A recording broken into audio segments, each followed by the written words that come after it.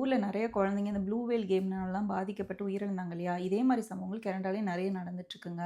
So இதெல்லாம் stop பண்றதுக்காக தான் கனடியன் கவர்மெண்ட் ஒரு புது பில்ல வந்து ப்ரப்போஸ் பண்ணியிருக்காங்க. அதுதான் பில் சி-34 சேஃப் சோஷியல் மீடியா ஆக்ட். இதுல அவங்க என்ன ப்ரப்போஸ் பண்ணியிருக்காங்க அப்படின்னு சொல்லி பார்த்தீங்கன்னா, 16 வயசு கீழ உள்ள எந்த குழந்தைங்களாலயும் சோஷியல் மீடியா அதாவது Instagram, Telegram வேற என்னென்ன இருக்கு? அதெல்லாம் அவங்களால ஆக்சஸே பண்ணக்கூடாது, பண்ண முடியாது அப்படிங்கிறது அவங்களோட மெயின் ப்ரப்போசல்.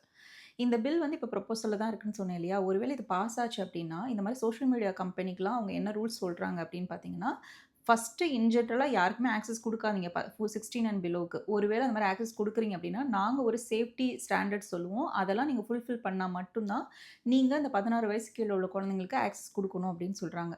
ஒருவேள இந்த சேஃப்டி ஸ்டாண்டர்ட்ஸ நீங்க மீறுறீங்க அப்படின்னா, நீங்க உங்களோட குளோபல் ரெவென்யூலருந்து 3% எங்களுக்கு பெனால்ட்டியா பே பண்ணணும். அப்படி இல்ல அப்படின்னா, $10,000,000 பெனால்ட்டியா பே பண்ணணும். விச் எவர் இஸ் ஹையர் அதாவது எது அதிகமா இருக்கோ, அத நீங்க பெனால்ட்டியா பே பண்ணணும் அப்படின்னு சொல்றாங்க.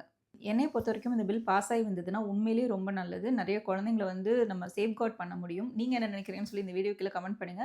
கனடா பத்தி இந்த மாரி இன்ட்ரஸ்டிங்கான விஷயம் தெரிஞ்சுக்கணும் அப்படின்னா, சேனலுக்கு சப்ஸ்கிரைப் பண்ணிக்கோங்க. அண்ட் இந்த வீடியோ பிடிச்சிருந்தா லைக் பண்ணுங்க. ஃபிரெண்ட்ஸ் அண்ட் ஃபேமிலிக்கு ஷேர் பண்ணுங்க. சீ யூ ஆன் நெக்ஸ்ட் வீடியோ.